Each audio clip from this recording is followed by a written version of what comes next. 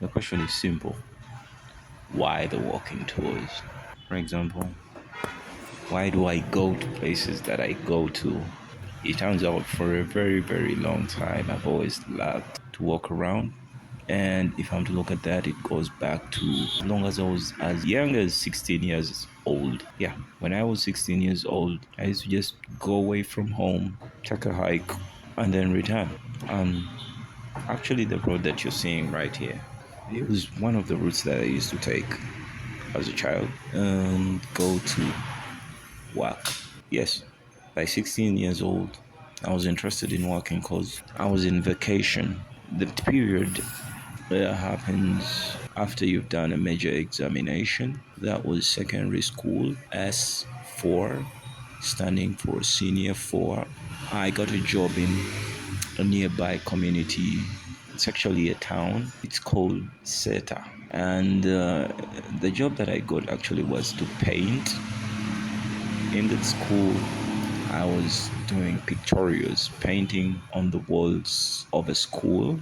Things like insects, painting the human body so that kids can learn head, knees, legs, shoulders, just parts of the body for primary children, and the map of the country. So during that time when I was doing this job, I used to try to cut costs because home was something like 5 kilometers or more. I'm just getting it from the head. I cannot really be certain. So it was around 5 kilometers or more. Now, going for the work, because I needed to be there in time, I used to board a motorcycle taxi. And those in our country, we call them border borders. So you jump on a motorcycle, it has a rider who does the job of, a passenger service job. So it's literally a taxi. He would ride me from home to Seta. And in Seta is where the school was, and I would do some painting. So when I would paint, I'll get done. Let's say I do one picture. And when I'm done way, way, way later on in the day. And at that time, I have the liberty to reach home anywhere I want. So it was nothing like I have to be home very fast. No. And I used to get a daily allowance. So what would I do? One, because home was literally in the village. You can see there are no houses here, but Seta is the town area. So what I would do, I would go buy a movie. And back then, movies were still on videotapes, not even DVD. So we had decks, those things. I don't know if you remember them. They're very, very big things. So I would go buy, or was it rent? Actually, the perfect word is rent. And I would rent a movie, get, let's say, like four of them, and each movie was actually like 1,000 Uganda shillings to rent back then. I think it's still the same price. So depending on how much I had on me, my allowance was something like 5,000, and transport from home in the morning to the workplace was basically 1,000 way back. So I would rent something like four movies, but that was to the extreme. If I'd saved so well, my usual going range was two movies, go back with them at home, have an evening time with everyone at home, and then late in the night when everyone is gone to bed at around 11, I'm watching my movies, the latest of the latest. I remember even watching Aeon Flux starring Charlize Theron way, way, way back. And I anticipated this thing like crazy, crazy, crazy anticipation, because I had seen it in terms of the trailers and it was looking so damn sci-fi amazing. I said, man, you know what? When this thing comes out, I have to watch it. And I remember, because here things would arrive a little bit late, I was always on the case of this video library owner. Have you got Aeon Flux? Have you got Aeon Flux? It's the next thing. It's the best thing. It's on. It's this. Because I'd seen trailers of it. And back then, internet was not a very big thing for us. I remember you just get to check it out on one of these TV stations. You go to the neighbor peep, and they had DSTV multi-choice. That's how it was. So that's how I used to spend my time back then. Go do a paint job, you paint, get paid, and spend some of that money on movies. And definitely because you've already spent all of it, the allowance, I mean, I had to walk back 5 kilometers. This was on a daily, walking from my job back home. So for many, 5 kilometers would seem like something very, very hard. Trust you me, 5 kilometers is nothing. Over the years, I can't realize it's nothing. As a kid, where I grew up in those hills of the parish, we thought Seta was very, very far. But turns out Seta was very, very near. Seta is actually one of the biggest towns in Mukono district. After, yes, Mukono town itself is big, but Seta is really, really now big. And much as you're seeing this, what I'm showing you is just props and a dusty road. Yeah, trust me, not very far from here. It is a major, major, major town.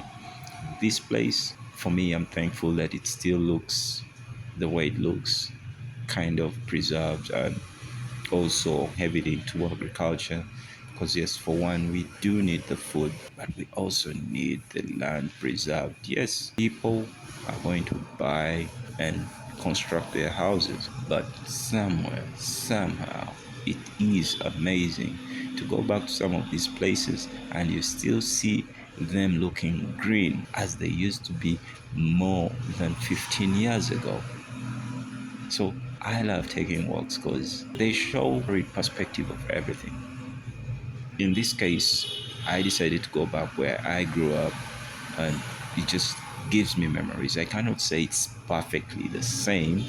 Some of the routes have changed and some of the landmarks have been removed. However, generally speaking, the change is it's not more than 50%. It's not more than 50%, and that is amazing. So yes, I learned how to walk, and I don't mean as a child, a baby, but I mean doing these long distance walks.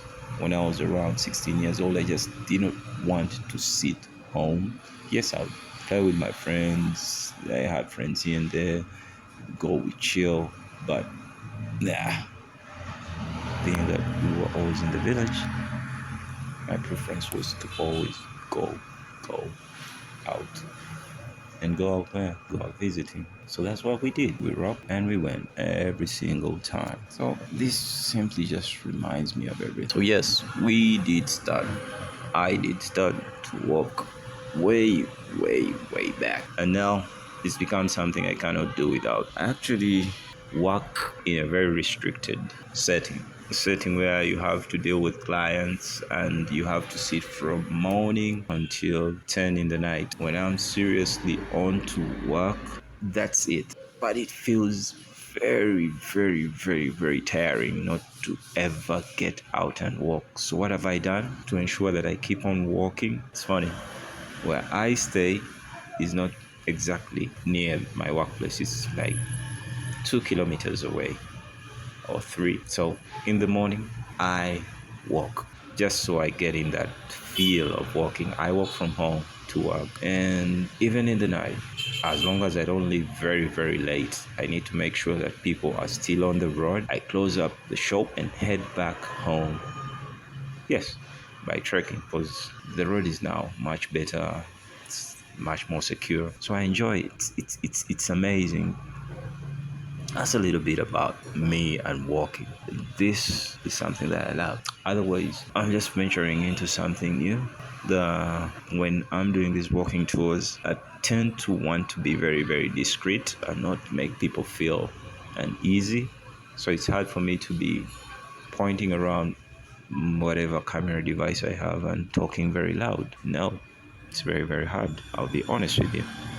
So I'm trying to figure out how to do these voiceovers and make things worthwhile, make things make sense, give context to everything, give you a story, give you a reason to watch what I'm showing you. For instance, right here we end up on the railway. Yes, that's the Uganda railway. It's very, very, very old, and recently they're just giving it a touch up. But if you go into the route itself, the history of that route goes way back, I think 100 years or more.